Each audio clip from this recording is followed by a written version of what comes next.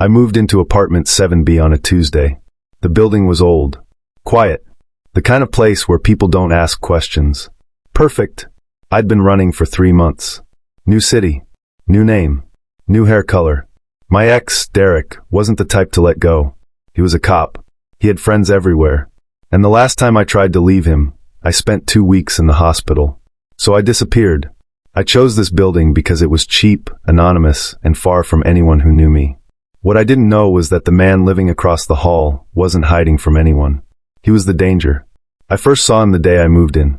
He stood in the hallway, holding a black duffel bag.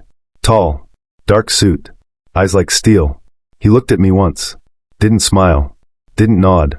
Just looked. Then he walked into his apartment and closed the door. I felt it then. That cold, creeping feeling in my chest. Like I'd just made eye contact with something I wasn't supposed to see. For the first week, I barely left my apartment. I worked from home, ordered groceries, kept the blinds closed. But every night I heard him. Footsteps in the hallway. Always late. Always alone. Sometimes voices. Low. Controlled. Never raised. Once, I heard a door slam so hard the wall shook. I pressed my ear to the door. Silence. Then his voice. Calm. Cold. Clean it up. Now. I stepped back. My hands were shaking. 2 weeks in, we crossed paths again. I was coming home from the store. He was leaving his apartment. Our eyes met. This time, he didn't look away. "You're new," he said. His voice was deep. Steady. The kind that didn't ask questions, it stated facts. I nodded. "Yeah. Just moved in." He studied me for a moment. Not like Derek used to. Derek looked at me like I was his. This man looked at me like he was deciding something. "Stay out of trouble," he said. Then he walked past me. I stood there frozen. What kind of person says that to a stranger? That night, I couldn't sleep. I kept thinking about his eyes. The way he moved. The weight in his voice. I Googled the building. The neighborhood. Looking for, I don't know what. Nothing. But my gut told me something I didn't want to believe. This wasn't a normal neighbor. 3 days later, I found out I was right. I was taking out the trash when I saw him in the parking garage. He wasn't alone. 2 men stood in front of him. One was bleeding from his mouth. The other looked terrified. My neighbor didn't raise his voice. He didn't even move. But the fear in those men's eyes, I'd never seen anything like it. "You have until Friday," he said quietly. The bleeding man nodded fast. "Yes, Mr. Dante. I swear." "Don't swear," my neighbor said. "Just pay." They left. Fast. I should have left too. But I stood there, clutching the trash bag like an idiot. And then he turned. He saw me. For a long, terrible second, we just stared at each other. Then he walked toward me. I couldn't move. He stopped a few feet away. "You didn't see anything," he said. It wasn't a question. I shook my head. "No. Nothing." His eyes searched mine. Then quietly, "Good." He walked past me and disappeared up the stairs. I stood there in the cold garage, my heart pounding so hard I thought I'd pass out. I'd run from a violent cop. And now I was living across the hall from something much worse. I didn't sleep that night. Every sound made me jump. Every footstep in the hall made my chest tight. I kept replaying it. The blood. The fear in those men's eyes. The way he said my neighbor's name. Mr. Dante. I looked him up. Nothing. No social media. No public records. Not even a photo. It was like he didn't exist. That scared me more than anything. The next morning, there was a knock on my door. I froze. Another knock. Calm. Patient. I looked through the peephole. It was him. My stomach dropped. I thought about not answering, pretending I wasn't home. But something told me that would be worse. I opened the door. He stood there in a black shirt, hands in his pockets. Calm. Controlled. "Morning," he said. I couldn't speak. He tilted his head slightly. "You're scared." It wasn't a question. I swallowed. "Should I be?" He didn't smile. But something shifted in his eyes. "No," he said. "Not of me." "Then why are you here?" He looked past me into my apartment, taking it in. The boxes I hadn't unpacked. The locks on the door. The baseball bat leaning against the wall. "You're running from someone," he said. My throat went dry. "I don't know what you're." "Don't lie to me," he said quietly. "I can always tell." I didn't know what to say. He stepped closer. Not threatening. Just present. "I'm going to give you one rule," he said. "Follow it, and you'll be fine." I waited. "Don't ask questions. Don't get involved. And don't tell anyone what you see. I nodded slowly. He studied me for a moment longer. Then he turned and walked back to his apartment. I closed the door, locked it, and stood there shaking. I should have left, packed my things, found another place, started over again. But something stopped me. Maybe it was exhaustion. Maybe it was stubbornness. Or maybe it was the way he'd looked at me. Not like Derek. Not like I was weak or broken. Like I was someone who could handle the truth. For 2 weeks, I followed his rule. I stayed quiet, kept to myself, pretended I didn't hear the voices in the hallway at 2 a.m. We didn't talk, but I felt him. Every time I left my apartment, I knew when he was home. When he was gone. When he was watching. And I was watching too. I noticed things. He never had visitors during the day. Only at night. He always wore dark colors. Always moved like he was ready for something. And once, I saw him leave the building with blood on his knuckles. He didn't try to hide it. Then one night, everything changed. I was asleep when I heard it. A crash. Loud. Right outside my door. I sat up, heart racing. Voices. Angry. Unfamiliar. Where is he? I don't know, man, I swear. A thud. A groan. I grabbed my phone. My hands were shaking. Then I heard his voice. Dante's. Calm. Cold. Deadly. You're in the wrong building. We're here for you, Dante. Silence.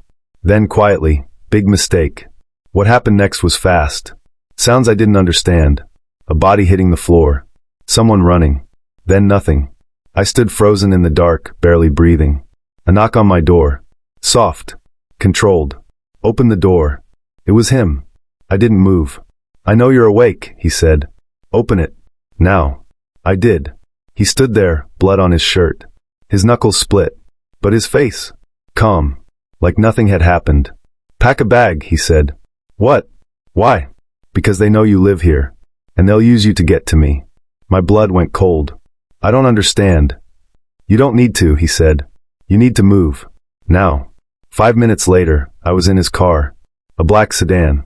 Leather seats. No plates I could see. He didn't speak. Neither did I. We drove for 20 minutes. Out of the city. Into the hills. Finally, he pulled up to a house. Big. Isolated. Surrounded by trees. You'll stay here, he said. For how long? He looked at me. Until I fix this. The house was beautiful. And terrifying. High ceilings. Expensive furniture. Windows that didn't open. I walked through it slowly, my bag still in my hand. Dante stood by the door watching me. There's food in the kitchen. Clothes in the bedroom upstairs. You'll be safe here. Safe from what? I finally asked. He didn't answer right away. Then, from people who want to hurt me. And anyone close to me. I'm not close to you. He looked at me. Really looked at. You live across the hall, he said quietly. That's close enough. He left an hour later. Told me not to leave. Not to call anyone. Not to open the door for anyone but him. I was alone. In a stranger's house. A dangerous stranger. I should have been terrified. But I wasn't. Because for the first time in months, I felt safe. That night, I couldn't sleep. I kept thinking about him. About the way he'd looked at those men. The way he'd protected me without asking why. I walked downstairs. The living room was dark except for the glow of the city in the distance. And then I saw it. A photo. On the mantel. A woman. Dark hair. Soft smile. She looked happy. I picked it up. That's my sister. I spun around. Dante stood in the doorway. I hadn't even heard him come in. I'm sorry, I didn't mean to. It's fine, he said. He walked over. Took the photo from my hands. Stared at it. She's dead, he said quietly. I didn't know what to say. I'm sorry. He nodded. Put the photo back.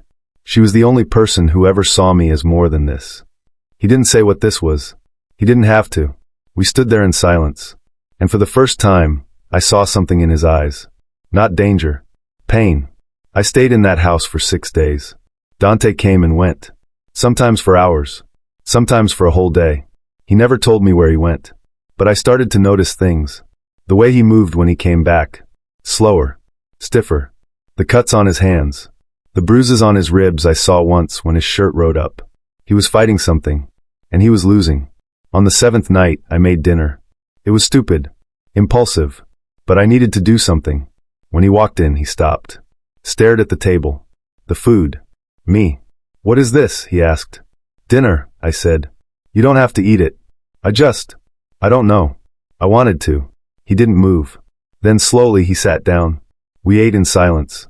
But it wasn't uncomfortable. It was something else. Why are you helping me? I asked. He looked up. I don't know, he said. That's not an answer. He set his fork down. You remind me of her, he said quietly. My sister. The way you look at me. Like I'm still human. My chest tightened. You are human. He smiled. But it didn't reach his eyes. Not everyone would agree. That night, I heard him in the hallway. Pacing. I opened my door. He stood there, hands in his hair, jaw tight. Are you okay? I asked. He looked at me. And for the first time, I saw him crack. No, he said. I stepped closer. What happened? He shook his head. You don't want to know. Maybe I do. He stared at me. Then quietly. I killed someone tonight. I should have been horrified. I should have run. But I didn't. Did they deserve it? I asked. His eyes searched mine. Yes. I nodded. Then I don't need to know more. He stepped closer. So close I could feel the heat of him. You should be scared of me, he whispered. I know, I said. But you're not. No. Why? I looked up at him. Because you've had 100 chances to hurt me. And you haven't. Something shifted in his eyes. Something dangerous. Something I shouldn't have wanted. But I did. The next morning, everything fell apart. I woke up to voices downstairs. Loud. Angry. I crept to the top of the stairs. Dante stood in the living room. 3 men surrounded him. One of them I recognized. Derek. My ex. My blood turned to ice. Where is she? Derek demanded. Dante didn't move. I don't know what you're talking about. Don't lie to me, Derek snapped. I traced her phone. She's been here. My heart stopped.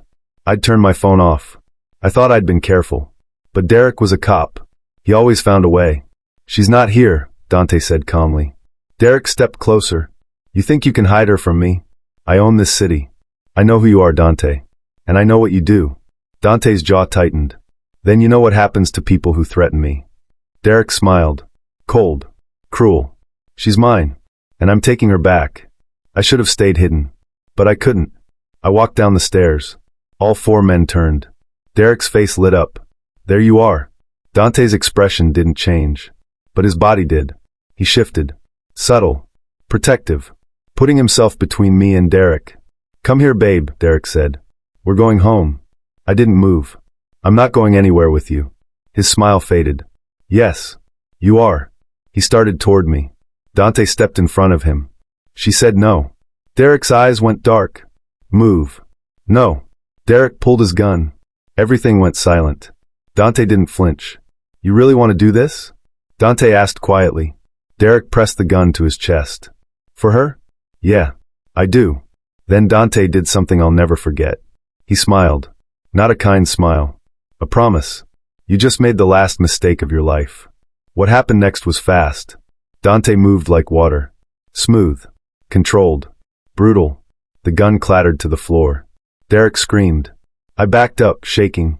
When it was over, Derek was on the ground, gasping for air. Dante stood over him. If you ever come near her again, Dante said quietly, I won't stop next time. Derek crawled toward the door. Ran.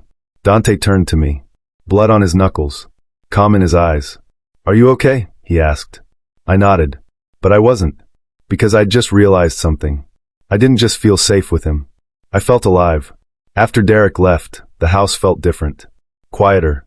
Heavier. Dante didn't speak. He just walked to the kitchen, poured himself a drink, and stared out the window. I followed him. Thank you, I said. He didn't turn around. Don't thank me. Why not? He finally looked at me. Because now you're part of this. And there's no going back. I sat down. My hands were still shaking. What does that mean? He took a slow breath. It means Derek's not going to stop. He's a cop. He has resources. Connections. And now he knows you're with me. I'm not with you, I said quietly. He looked at me. And for the first time, I saw something I hadn't seen before. Doubt. Aren't you? He asked. I didn't know how to answer that. Because the truth was, I didn't know anymore. I'd come here to hide. But somewhere along the way, I'd stopped running from him. And started running to him. That night, I found him outside. Sitting on the porch. Alone. I sat down next to him. We didn't speak for a long time. Then quietly he said, "I wasn't always like this." I looked at him. "What do you mean?" He stared at the stars. "I had a normal life once. A family. A future. What happened?" His jaw tightened. "Someone took it from me." He told me everything. About his sister. How she was killed by a rival family when he was 19. How he hunted every single person responsible. How he built an empire on blood and fear. How he became the thing he once hated. "I don't regret it," he said. "But I'm not proud of it either." I reached over. Took his hand. He looked down at our fingers. Intertwined. "You're the first person in 10 years who's looked at me like I'm still worth something," he said quietly. "You are," I whispered. He turned to me, and for the first time, I saw tears in his eyes. "I don't deserve you." "Maybe not," I said. "But I'm here anyway." He leaned closer. So did I. Our foreheads touched. "If you stay," he whispered, "this life will destroy you." "Then let it," I whispered back. 3 days later, Derek came back. But this time, he didn't come alone. I woke up to gunfire. Dante pulled me out of bed, shoved me into the closet. "Stay here," he said. "Don't come out. No matter what you hear." "Dante, promise me." I nodded. He kissed my forehead. Then he was gone. I sat in the dark, shaking. I heard voices. Shouting. More gunfire. Then silence. Terrible, suffocating silence. I opened the door. The hallway was empty. I crept downstairs. The living room was destroyed. Bullet holes in the walls. Blood on the floor. And Dante, he stood in the center of it all. Alive. Breathing. Covered in blood. "Is it over?" I whispered. He turned. Looked at me. And nodded. "It's over." But it wasn't. Because 2 days later, the police came. Not for me. For him. I watched from the window as they put him in cuffs. He didn't fight. Didn't resist. He just looked up at me. One last time. And mouthed 2 words. "I'm sorry." I didn't wait. I ran. Again. New city. New name. New life. But this time, it wasn't Derek I was running from. It was the memory of a man who loved me enough to let me go. I tried to forget him. But I couldn't. Every time I closed my eyes, I saw him. Every time I heard footsteps in the hall, I thought it was him. Then one night, there was a knock on my door. I opened it, and there he stood. Older. Thinner. Free. "How?" I started. "I made a deal," he said quietly. "Gave them everything. Names. Locations. Evidence. You gave up your empire?" He nodded. "For you." I didn't know what to say. He stepped closer. "I'm not that man anymore," he said. "I don't have power. I don't have money. I don't even have a name anymore." He looked me in the eyes. "But if you'll have me, I have you." I stood there, staring at the man who'd destroyed his entire world. For me. And I realized something. I wasn't running anymore. I pulled him inside, closed the door, and kissed him. Not because I had to, because I wanted to. The end.